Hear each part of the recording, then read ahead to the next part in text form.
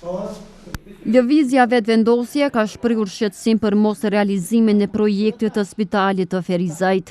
Shoqëri Hyseni nga ky subjekt politik tha se ndërtimi i spitalit u zvarrit për 3 vjet për shkak të inateve të kryetarit të Ferizajt, Muharrem Sfarçës. Edhe pse mjetet e informimit para një muaj e gjysmë ose 2 u deklaruan se spitali do të fillojë së ndërtuari së shpejti, kjo nuk po ndodh. Në qeverisjen e LDK-s pra, spitali u prolongua për 3 vjet.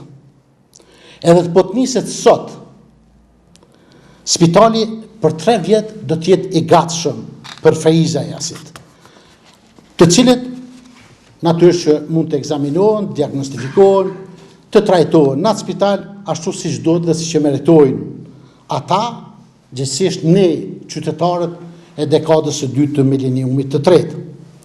Pra, për 3 vjet, qytetarët nuk do të mund të shfrytëzojnë shërbimet spitalore, do të harxojnë më shumë, duke kërkuar ndihmë në spitalet rajonale publike e private, dhe si rrjedhoj do t'ju zgjatet edhe koha e shërimit.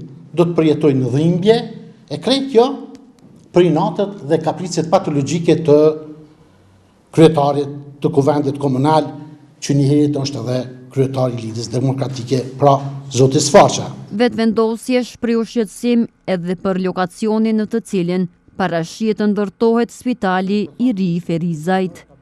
Në strategjinë e lokacionit të spitalit, ne gjithmonë kemi menduar se si qendër më e madhe, aty mund të gravitojnë qytetarët nga Hani e Lezit, nga Kaçaniku, nga Shtërpca, Brezovica, Vitinja dhe Shtimja.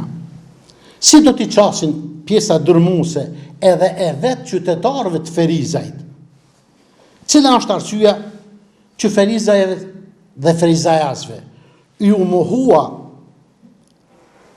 kjo e drejtë që për 3 vjet më parë të jenë të gëzuar, të keni mundësi që të trajtohen dinjitetshëm për 3 vjet më herët.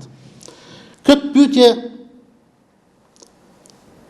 që është e paarsyeshme përgjigjja nga kryetari natyrisht, për arsye sepse ai këtë dert nuk e ka, sepse në çdo kohë e ka edhe një atë dhe tjetër, pra e ka Gjermanin, ku mund të strehohet, ku mund të jetoj, ku mund të në rast smundje të ekzaminohet, të diagnostifikohet, e të trajtohet si i ka hieni njeriu.